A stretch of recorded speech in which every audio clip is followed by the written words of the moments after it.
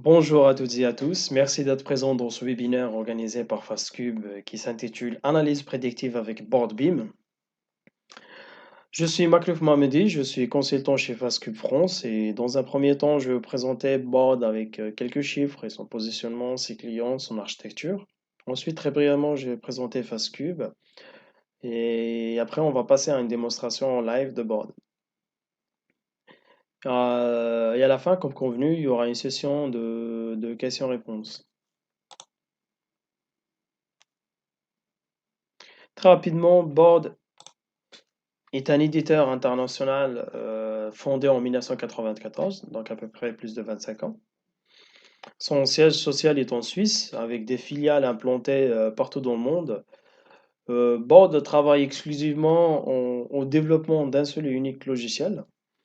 Et aussi, Board compte plus de 3500 clients avec 300 employés. Et pour sa 10e année consécutive, Board fait une croissance à deux chiffres, hein, ce qu'on appelle une hypercroissance. Et tout cela est soutenu par 150 partenaires et intégrateurs dans le monde. Board existe dans tous les continents avec deux modes de présentation, soit par des filiales qui sont à peu près 25 filiales dans le monde, ou bien par des partenaires qui sont implantés à l'international, ce qui permet d'être proche des clients. Board est l'unique logiciel qui combine trois principaux modules, la Business Intelligence, l'analyse prédictive et la Performance Management, ce qu'on appelle CPM, EPM. Permettez-moi d'introduire quelques fonctions pour chaque module. Tout d'abord, la Business Intelligence permet de créer des rapports et des tableaux de bord interactifs et aussi de faire une visualisation historique de données, ce qu'on appelle une vision rétro des données. Ensuite, l'analyse prédictive permet de construire des modèles pour anticiper le futur ou bien planifier avec un apprentissage supervisé et non supervisé. Et aussi, ça permet d'introduire quelques fonctions statistiques ou bien de data mining pour l'exploration des données. Et la performance management permet de faire de la planification budgétaire, de la saisie de données, des prévisions, de la simulation, de la consolidation financière et de la gestion de trésorerie. Tout cela est dans un seul environnement intégré et sans programmation. Comme je l'avais déjà dit, bien déjà précisé, Board compte plus de 3500 clients dans le monde et ça va des petites PME en multinationales dans tous les secteurs d'activité, automobile, technologie, retail, etc. Board est reconnu par les principaux analystes du marché, par exemple comme Gartner, qui inclut Board dans les 4 Magic Quadrants, BI, Analytics, Cloud Financial and Retail Assessment, etc. Donc après, il y a Board de France, existe depuis 2015 et son office est à Paris. Et, Board de France est constitué d'une équipe de consulting avec 14 experts board, et une équipe marketing, une équipe administrative et financière, une équipe commerciale et un responsable, responsable de partenaires. Board compte plus de 20 partenaires et intégrateurs en France, dont Fastcube. La puissance de Board ça permet de combiner la technologie HTML5 avec le toolkit, ce qui permet à la fin à l'utilisateur de créer une application une seule fois et sans programmation, et le rendre immédiatement disponible depuis n'importe quel type de terminal. Que vous utilisiez un ordinateur ou une tablette ou bien un smartphone, Board peut apporter toujours la même probante expérience d'utilisateur. Board fait du mode de livraison une question de choix, soit dans le cloud ou bien dans le premise. Sur le site, en hébergement ou via le cloud, les clients peuvent facilement implémenter Board grâce à sa fiabilité, sa sécurité, sa performance. Euh, et aussi avec Board, vous pouvez choisir le modèle le mieux adapté à à votre activité au moment de déploiement, avec la liberté de changer de modèle si et quand vos besoins évoluent. Board est constitué d'un serveur et d'un client. Le serveur peut être installé soit dans le cloud ou bien en premise. Le client peut être installé sur une machine en local, c'est-à-dire sur un client lourd, ou bien sur un client léger avec accès via un navigateur. Maintenant, l'architecture de board est constituée de trois parties. La première partie qui est tout à gauche, qui est, quand on retrouve tous les connecteurs auxquels board peut se connecter nativement, par exemple une base de données relationnelle, un entrepôt de données, et des logiciels métiers, des fichiers Excel ou bien des fichiers texte. Ou bien, Board peut se connecter à un cube OLAP déployé en local ou bien dans le cloud qu'on pourrait récupérer pour continuer l'analyse sur Board, visualiser les données, faire de l'analyse prédictive sur Board ou bien faire de la planification.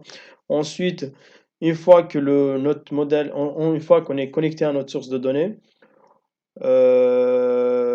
on passe à l'étape de construction de notre modèle de données, c'est-à-dire la création des dimensions de notre référentiel avec une hiérarchie entre les dimensions. Et à la fin, on va créer des cubes structurés par ces dimensions-là, créées au préalable. Après, il y a la partie fonctionnelle. C'est là où on peut appliquer sur notre modèle de données les fonctionnalités telles que la saisie de données, les allocations, la simulation, un processus de workflow, des alertes, il y a aussi la publication, il y a le partage de l'information, il y a des fonctionnalités avec, avec tous les utilisateurs, avec le module de broadcasting. Et à la fin, il y a la partie applicative, c'est-à-dire c'est là où on construit à partir de notre modèle une application interactive pour l'utilisateur, ce qui lui permettrait de visualiser, d'explorer, d'interagir avec ces données de manière autonome. Cette application peut être déployée soit dans un client léger sur le web, avec accès via un navigateur, ou bien sur une application mobile, ou bien sur un add-in Office, ou bien dans notre portail. Très rapidement, je vais vous présenter Fastcube. Fastcube a développé une expérience unique dans la mise en œuvre et l'intégration de solutions décisionnelles et performance management. Notre équipe est constituée majoritairement de consultants seniors expérimentés avec une double compétence IT fonctionnelle, ce qui nous permet une approche globale des projets, depuis la phase d'expression des besoins jusqu'au déploiement complet de la solution. Notre méthode de travail est en agile, elle est aussi pragmatique et orientée utilisateur, et nous mettons en place une démarche collaborative basée sur l'écoute et l'adaptation. Fastcube est présent dans 3 sites, ou bien dans 3 continents. Le premier est à Montreuil, en région parisienne. Le deuxième est à Montréal, au Canada. Le troisième est à Casablanca, au Maroc. Ce qui nous permet d'être proche de nos clients. Fastcube compte plusieurs partenaires dans le monde et développe, commercialise aussi des solutions avec plusieurs éditeurs comme Board, Adaptive Insight, BI Solver, Tableau, Denodo, TIBCO, etc. Parce que déjà, on est certifié auprès des principaux éditeurs et parce qu'ils nous font confiance. Et, euh, et nos clients sont majoritairement en France et ça va ou bien majoritairement en Europe et ça va des petites PME en multinationales. Maintenant, directement, on va passer à la démonstration.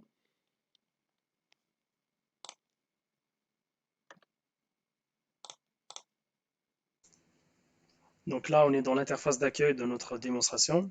Et avant de commencer, je voudrais rajouter quelques mots concernant le BIM pour bien rentrer dans le contexte.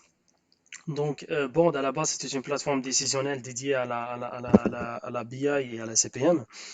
Avec le temps, ils ont implémenté le module BIM ou bien le Predictive Analytics dans Board afin d'avoir toute la chaîne décisionnelle dans un seul outil intégré. Ce n'est pas le cas des outils qui sont dans le marché. La plupart des outils qui sont dans le marché et la majorité des clients qui travaillent dans la Predictive Analytics, ils ont un outil de Predictive Analytics séparé de leur chaîne décisionnelle, ou bien c'est des outils dédiés qu'à la Predictive Analytics.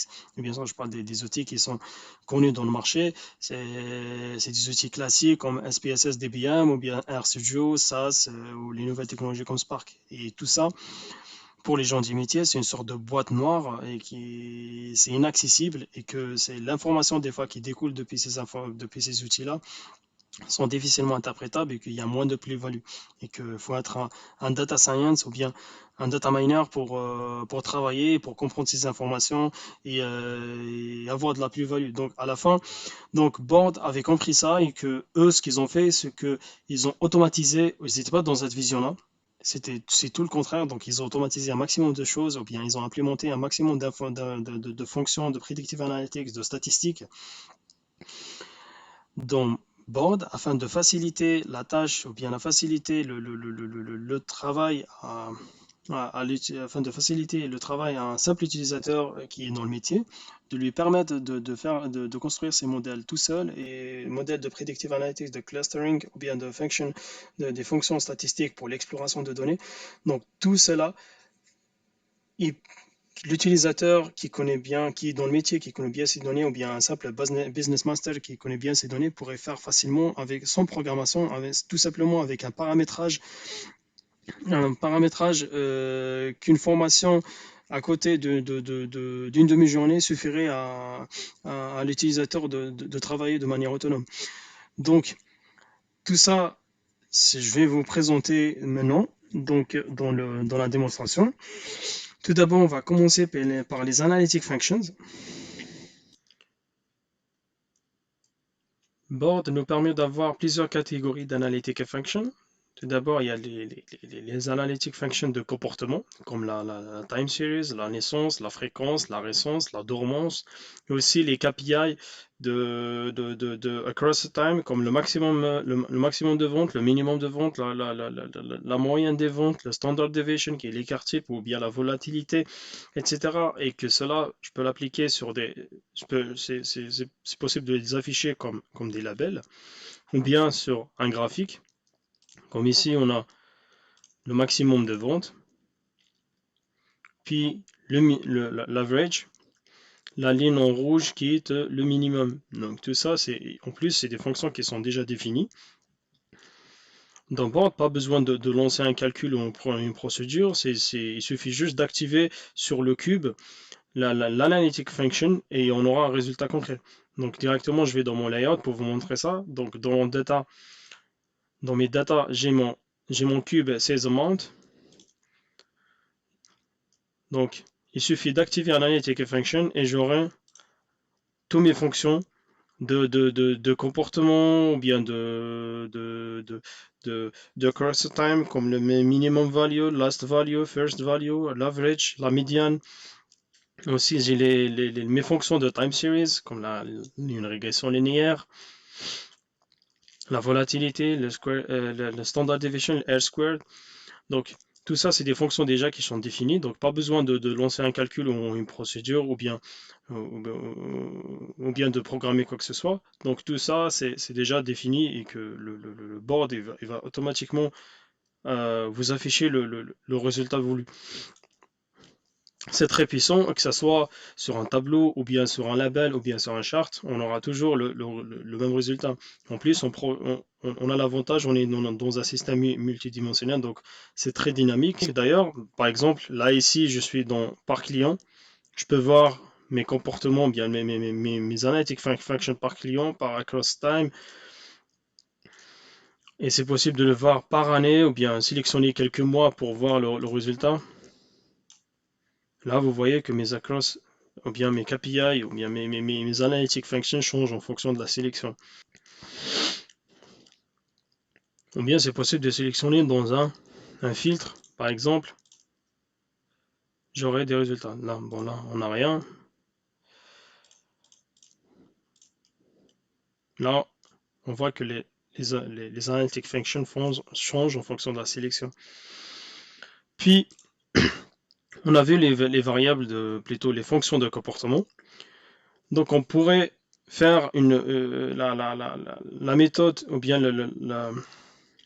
on pourrait faire un ranking sur nos clients, une méthode de marketing qui permet de ce qu'on appelle le RFM, qui permet de voir, d'avoir les clients, la récence ou bien la fréquence, la monitorer sur la fréquence qui représente la fréquence des achats des clients sur une période donnée, et la récence, le dernier achat est fait par le client, et la monitorer, c'est la valeur des achats.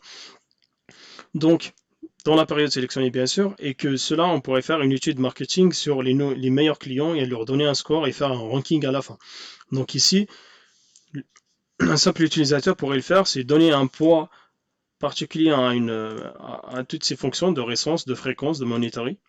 Puis automatiquement, il y aurait un ranking qui va se calculer ici, et il va faire automatiquement plutôt un score on aura un score pour chaque client.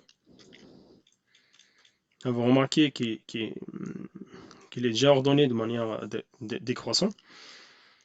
Ensuite, on a le ranking des meilleurs clients, du bon client au mauvais client. Cela est très dynamique. Par exemple, si je change ici, si je mets ici 4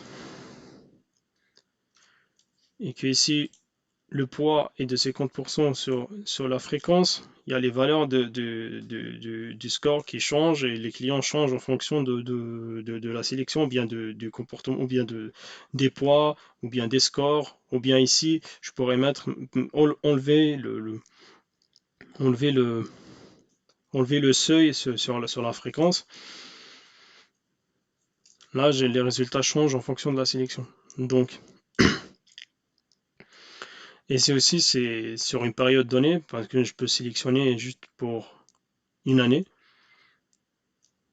Les variables, plutôt le score change pour chaque client, ou bien je peux sélectionner quelques zones, zone 4 et zone 5. J'ai envie de viser les clients dans la zone 4 et zone 5, donc je peux sélectionner et faire mon étude de marketing. C'est très rapide et c'est automatique, et que c'est un simple utilisateur dans le métier pourrait faire son étude, pas besoin d'un miner pour faire l'étude du ranking. Ensuite,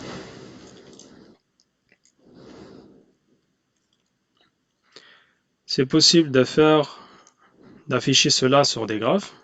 Là ici j'ai ma récence, ma fréquence et ma monitoring qui représente la valeur, et j'ai mon score. Ici je peux voir sur un graphique, j'ai le même résultat de mes monitoring, de mon score, et aussi en bleu qui est la fréquence et la récence en vert. Donc ici, et c'est dynamique, je pourrais sélectionner un des clients pour voir maintenant un affichage sur un graphique par produit, et voir ce que je peux faire sur certains cas, sur certains produits, comment je peux agir, comment je peux prendre des décisions à partir de ce tableau-là et de ce graphe. Vous voyez que c'est dynamique, et c'est des fonctions qui sont déjà natives dans Board, et que c'est facile à les programmer, à les faire. Donc c'est possible de les changer, d'apporter des modifications et tout ça. Et que cela, c'est ce que... Donc directement, on va passer à une autre étude. Là, j'ai un affichage de tous mes clients sur une sorte de bubble chart qui est par sales amount et mes centres de coûts. Donc, plutôt mes coûts, cost of goods sold.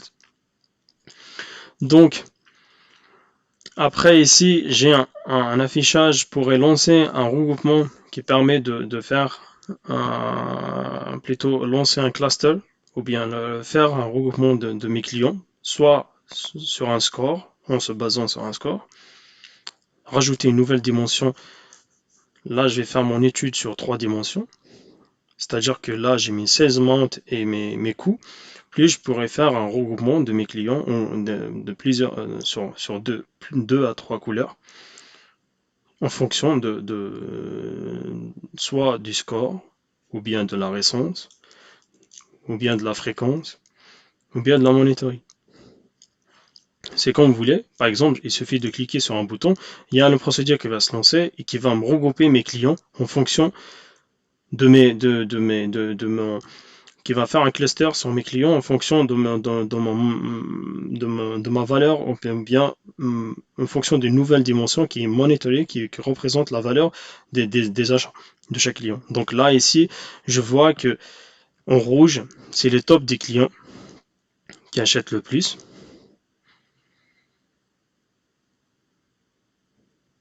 Qui ont un chiffre d'affaires et un minimum de coûts.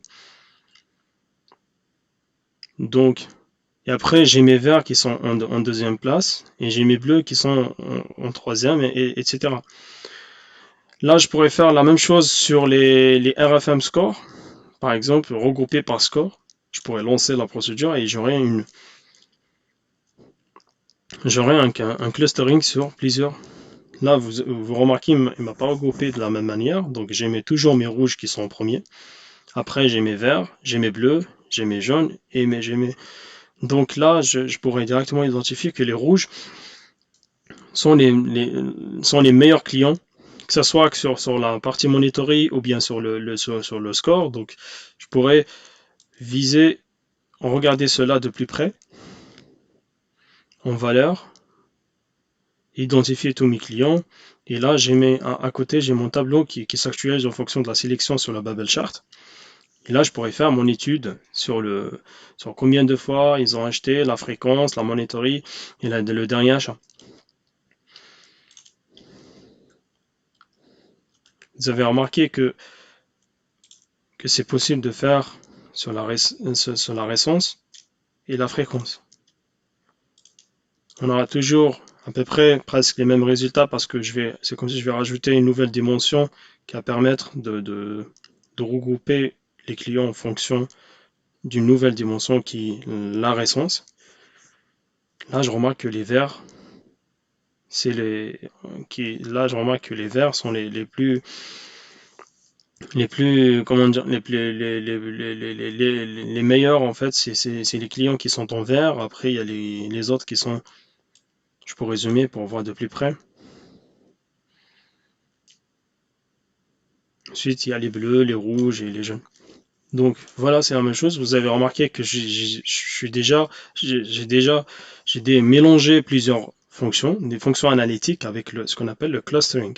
Je suis déjà rentré dans le deuxième volet qui est le clustering et que maintenant on va passer, je vais vous présenter cela directement sur l'écran.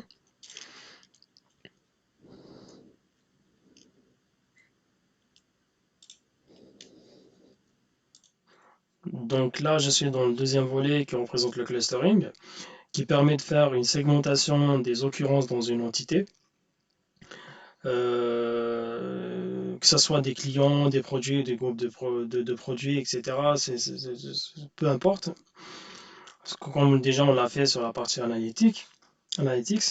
Function Analytics, donc on l'a fait sur les clients. On a fait une clusterisation sur les clients. On a vu qu'il nous a créé plusieurs clusters et que cela, le but, c'est de grouper des produits ou bien des clients qui partagent les mêmes propriétés. Et que le clustering, c'est l'une des méthodes du data mining basée sur un apprentissage non supervisé avec une méthode qui s'appelle le K-means.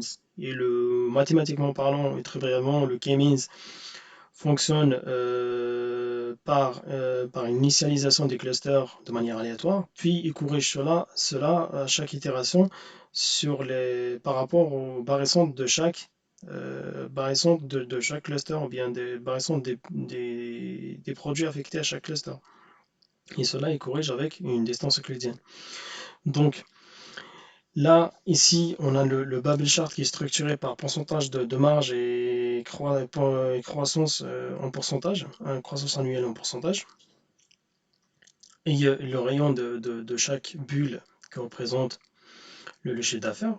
Donc là, on a les bulles qui sont petites et les autres qui sont plus grandes parce qu'il y a un chiffre d'affaires. Ça veut dire que la contribution de ce client par rapport au chiffre d'affaires est importante par rapport aux autres. Donc voilà. Et que ici, on a un trimap qui est structuré par client et par région. C'est un client groupé par région.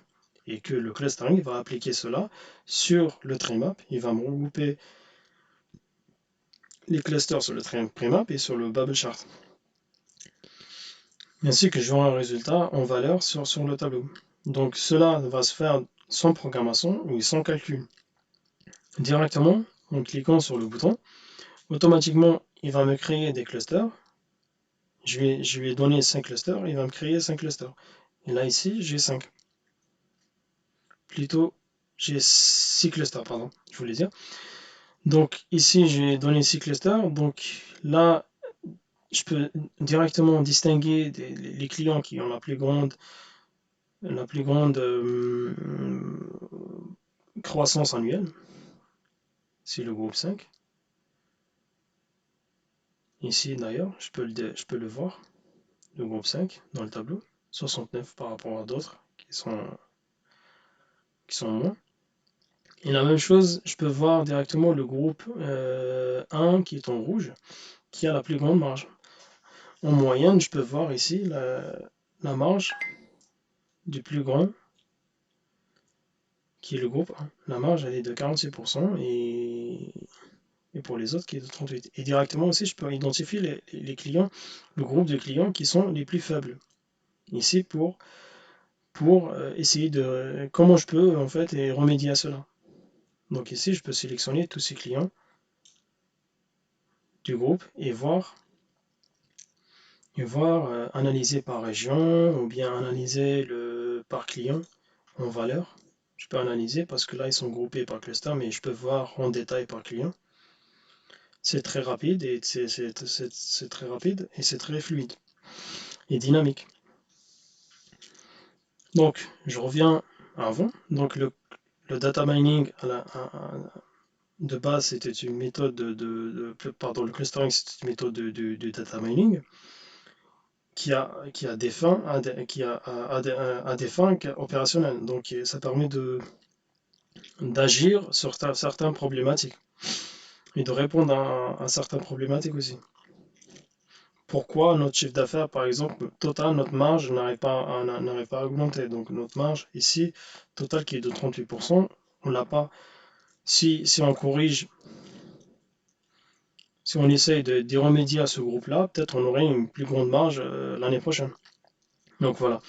Là, on a vu globalement comment on peut utiliser sur tous les clients, comment on peut utiliser le clustering sur tous les clients, comment je peux le faire au niveau détaillé par commercial. Ça veut dire, si je m'identifie en tant que commercial, je peux faire cela tout seul. Pour tous mes clients. Là, je vais aller dans le clustering avec option, c'est clustering by salesman. Je m'identifie en tant que commercial, par exemple Brian. Directement, j'aurai mes clients qui sont affectés, j'aurai directement mes clients. Donc, avant, j'avais tous les clients. Après, je sélectionne, par exemple, Blanchard. Là, je vois que les clients de Blanchard. Donc après, je pourrais appliquer une segmentation dessus. Je clique sur le bouton, sans programmation, sans rien. Et là, j'ai ma segmentation de 6 groupes de clients. Et après, je pourrais faire mon étude tout seul. Et là, j'ai pas besoin d'avoir un data scientist pour faire ce travail-là. Donc un simple commercial ou bien un simple utilisateur du métier, que ce soit RH, finance, pourrait faire cela pour répondre à des problématiques métiers. Voilà, je peux identifier ces groupes-là pour voir c'est quoi le problème. Et ensuite, je peux même exporter en format Excel pour voir les données brutes. Voilà, ou bien dans un rapport PDF. Donc, voilà. On a vu ce que c'est que le cluster. On a vu la partie, la première, les analytic functions ce qu'on pouvait faire avec les analytiques fonctionnelles et aux problématiques qu'on pouvait répondre. On avait le clustering, ce qui permet de faire, et qui est une méthode du data mining qui répond qui a pour but opérationnel. Et aussi, on va voir maintenant le troisième volet, qui est la predictive analytics.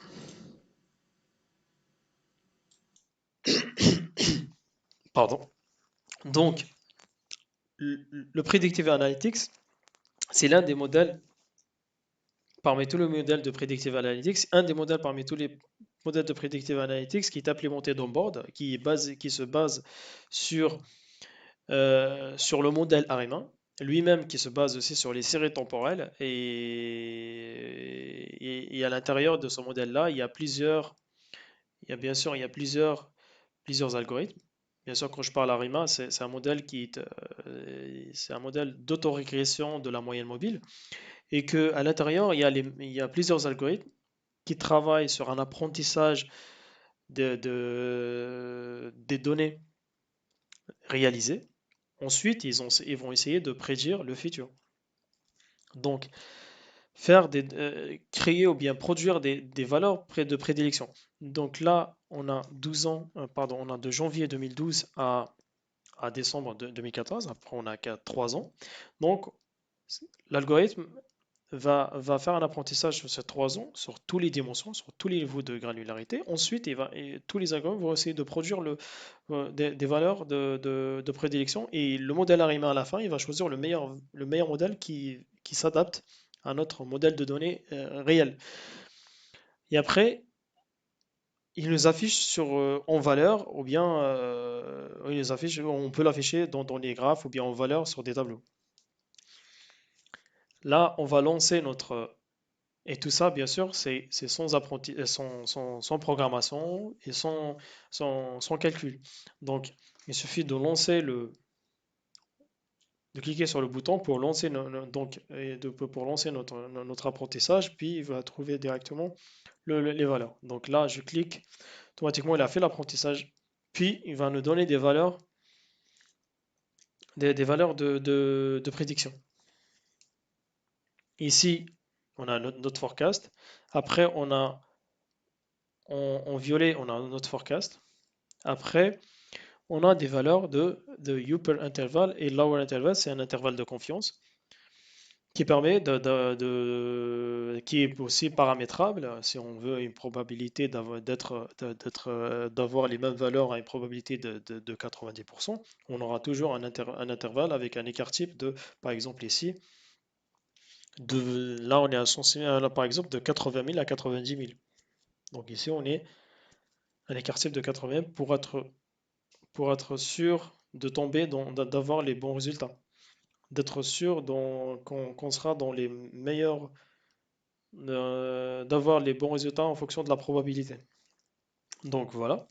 Et aussi, là, on a les valeurs. Et aussi, dans le Predictive Analytics, Board permet de détecter tout ce qui est dépassement de notre modèle de données par rapport à notre modèle de données, dépassement par rapport à la normale. Ou bien, j'ai une moyenne sur mes données et j'ai un écart type dans mes données et que si je dépasse cet écart type là de 3,5, ça veut dire il y a ce qu'on appelle un outlier, c'est un dépassement anormal et que c'est dû à quelque chose, peut-être une promotion, ou bien c'est un chiffre d'affaires qui augmente d'un seul coup au mois de décembre par exemple pour l'industrie du jouet. On sait que voilà, c'est normal parce que c'est la vente, c'est là où on fait 50% des chiffres d'affaires.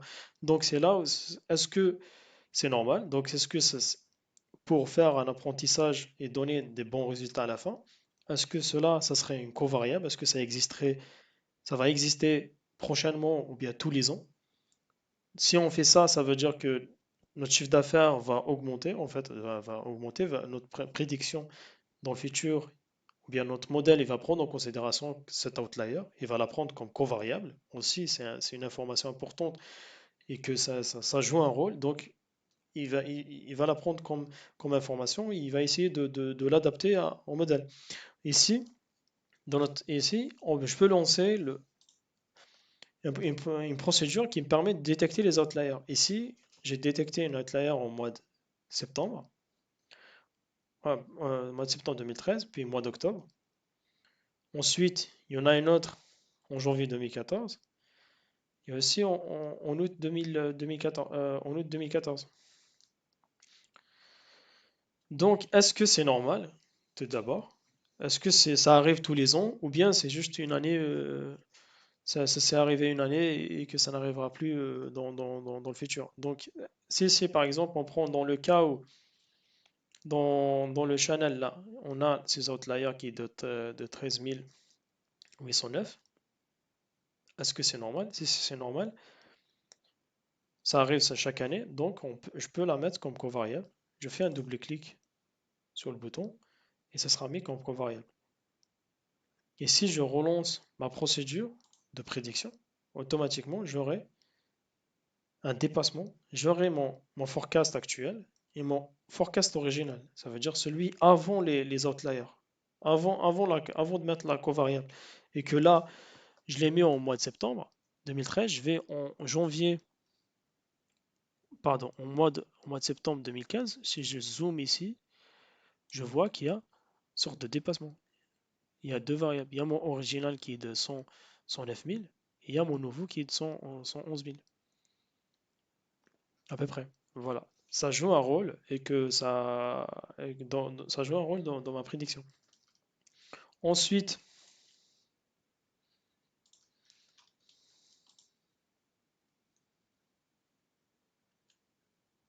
attendez, je vais y arriver. Parce que là,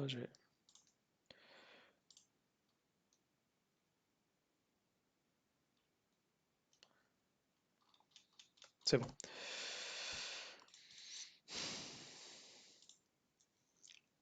Donc, comme je peux faire la même chose pour octobre 2014, pour ce pic-là, il y a un dépassement par rapport à mon écart type de 3,5, automatiquement, elle a détecté.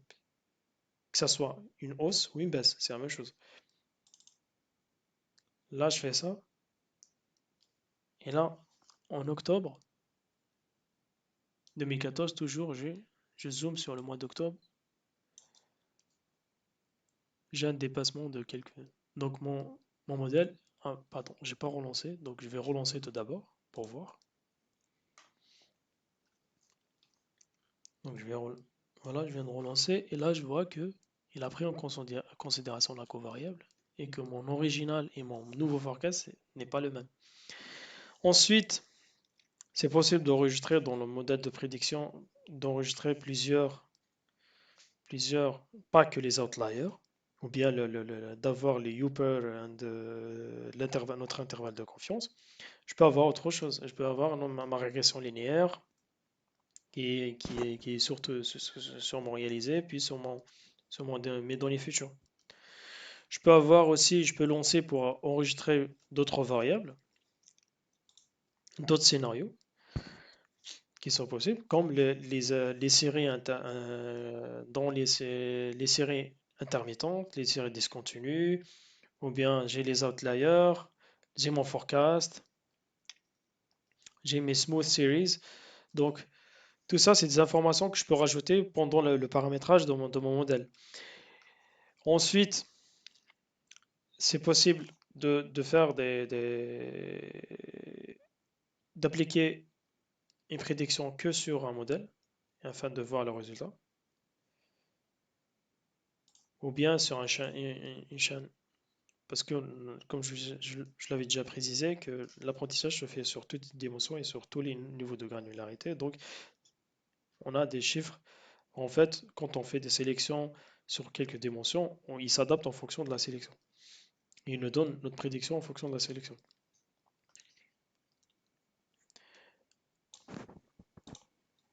Ensuite, on parle souvent de la baseline budgétaire ou bien de la planification budgétaire, qui souvent on se base sur le réalisé de l'année dernière, plus 5%, 10%, ou bien un pourcentage saisi à la main, et que cela, c'est pas, on n'est pas sûr à 100% qu'on est qu'on, qu'on a des bonnes valeurs dans le futur, ou bien les bonnes valeurs de prédiction, et que avec notre modèle d'apprentissage et de prédiction analytics, il nous permet d'être sûr parce qu'il est cohérent et qu'il a fait un apprentissage sur les données réalisées et qu'il a pris en considération toutes les outliers et que tout ça, beaucoup de covariables et qu'il a étudié cela détail, au niveau détaillé depuis le détail. Il a monté sur toutes les dimensions, sur plusieurs plutôt dimensions et variables et sur plusieurs niveaux de granularité. Donc notre modèle, il est cohérent et juste et on pourrait comparer cela avec notre budget. Par exemple, comme on a l'habitude de le faire, c'est notre budget plus 5%, notre prévisionnel plus 5%. On va voir que on est loin d'être proche de notre modèle de prédiction. Donc là, on voit que notre budget sur quelques mois, en comparaison avec notre forecast, il est très élevé et qu'on n'a pas les bons chiffres et que notre budget est très optimiste et que la quantité de ventes pour les 3 mois, enfin, pour le premier trimestre, n'est pas aussi importante en soi et on peut encore la baisser et que c'est l'inverse pour les 5 mois à venir et qu'on a moins de quantité et qu'il faut avoir plus parce qu'on a tendance à vendre plus de produits à cette période et que cela, ça varie. Et c'est la même chose, si je fais pour 10%, on aura les résultats sur quelques mois, une augmentation sur du budget, une augmentation par exemple du budget par rapport au forecast sur les premiers mois, après une baisse, donc on n'est pas sûr. Donc cela, avec ça, ça va nous permettre d'affiner notre budget et d'être proche de notre modèle de données. Donc avant de passer aux questions, je pense qu'on a fait le tour de toutes les fonctionnalités. Et avant de passer aux questions, je voudrais tout d'abord ouvrir le capot pour vous montrer comment on peut paramétrer cela et vous allez voir que c'est sans programmation et sans calcul. Donc directement, je me mets dans le dans le client lourd de board. Ensuite, je vais dans le BIM. Et là, ici, j'ai le Predictive Analytics et le Clustering. Ici, je peux créer un nouveau scénario ou bien je vais vous montrer directement un des scénarios de forecast. Donc ici, j'ai le target. Ça veut dire là où je vais mettre mes valeurs de prédiction. Après, je peux créer un nouveau cube ou bien le restructurer, faire des sélections appliquées que sur une sélection ou que sur une dimension, quelques dimensions, pas sur toutes les dimensions. Ensuite, il y a ça, il y a la série, les séries temporelles d'apprentissage. On peut on peut les mettre en brut, on peut les limiter, par exemple sur une année ou bien sur 2 ans, ou bien sur toute la période historique de données. First loading period jusqu'à last loading period. Après, ça c'est forecast horizon, c'est l'horizon jusqu'à notre forecast, notre prédiction, ça va jusqu'à où, en fait, combien de mois, pour dire combien d'années, 3 ans. On peut prédire on peut en fait, c'est là où on veut, c'est de combien d'années on veut faire notre prédiction. Combien de mois ou combien d'années. Ensuite, il y a la partie, les méthodes, il y a la partie competition qui permet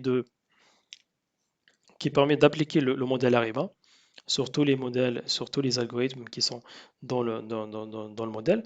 Et que à peu près il y a 35 algorithmes d'apprentissage. Et après, une fois que l'apprentissage est fait, il va faire une comparaison, il va prendre le meilleur modèle qui s'adapte à notre modèle de données historique. Et donc, soit on choisit le ARIMA, sinon on peut choisir des modèles directement qui ne sont pas des modèles comme un Naive de Seasonal ou bien le normal Naive. Donc avec une possibilité de faire d'ajouter un écart type, plutôt pardon, un intervalle de confiance de 98, 95, et aussi une réconciliation bottom-up ou bien top-down. Cela peut se faire et aussi là, on retrouve le champ classique comme sur le layout qui permet de sélectionner le cube sur lequel il doit faire l'apprentissage et qu'il faut sélectionner Observed. plus ajouter des covariables. Donc je peux faire covariable. Donc on observe, on fait un apprentissage sur ça en sachant qu'on prend en considération les covariables. Donc 16 units pour l'apprentissage et je prends mon chiffre d'affaires 16 amount sur les covariables. Et après, je peux ajouter, comme je vous dis, plusieurs options, des smooth series, ou bien les séries intermittentes, détecter les séries intermittentes, discontinues, ou bien détecter les outliers, rajouter des intervalles lower and upper l'intervalle de confiance, et aussi détecter les erreurs empiriques, la moyenne des erreurs. Donc tout ça, c'est des options en plus il faut juste créer un cube et mettre tout ça les valeurs seront directement intégrées dans le cube. Voilà. La même chose pour le clustering, c'est juste du paramétrage.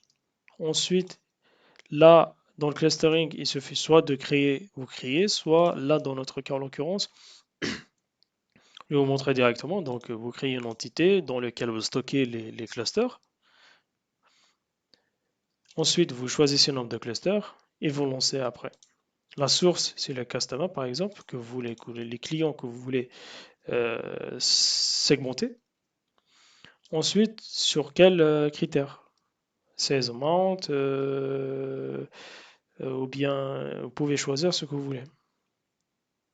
Dans le, on a toujours le bloc, tous les cubes dans lesquels vous pouvez faire votre segmentation. Voilà, on vient de voir avec quelle facilité on peut faire notre modèle, faire notre cluster, et que tout cela est automatique et rapide, même n'importe quel utilisateur du métier pourra le faire facilement. Donc là, je vous remercie. On va passer directement aux questions et je vous remercie d'avoir suivi ce webinaire et à très bientôt.